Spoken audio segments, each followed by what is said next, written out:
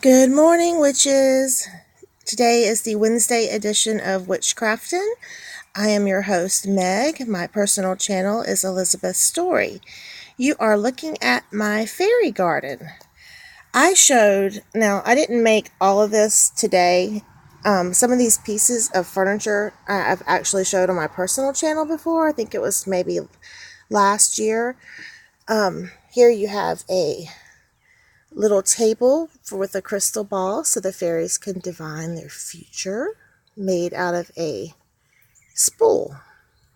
And this is just a piece of mica I found at the rock mine, and just one of those little, one of these things that you put in flowers, little glass things they sell at the Dollar Tree. I used a big shell and some of the little plant stones to make a fairy bathtub. And I just found this little, I don't know what this is, a silver thing, but my husband had it. And I just put crystals in it, made like a little crystal rock bed for the fairies, and stuck some moss in it. And this is a couch I made out of crystals and just river stones, and I stuck some moss in the cracks. I have a crystal I found at the rock mine right there.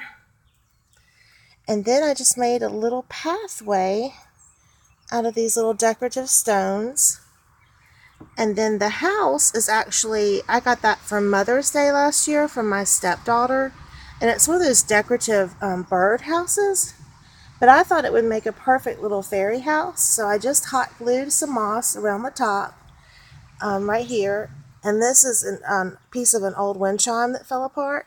And I hot glued the moon on. And I just planted some little bitty chicks and hens, some succulents right there. And this is a fairy I've had. So I didn't really buy anything to make this, and I'm sure if this interests you, if you look around your house, I take that back. I did buy the basket at the thrift store, but everything else I had laying around.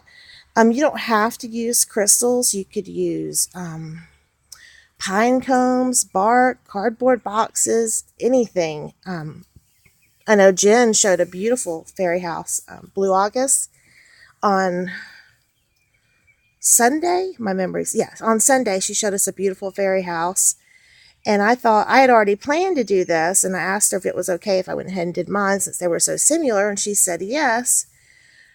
So I thought I would share this with you today.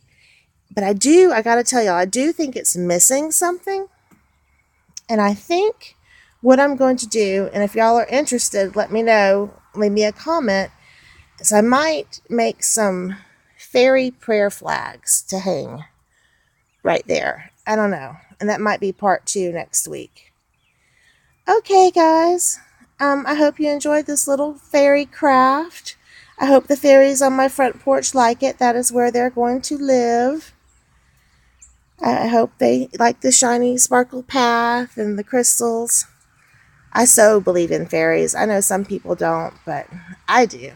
Anyway, have a blessed, blessed, magical day. Bye.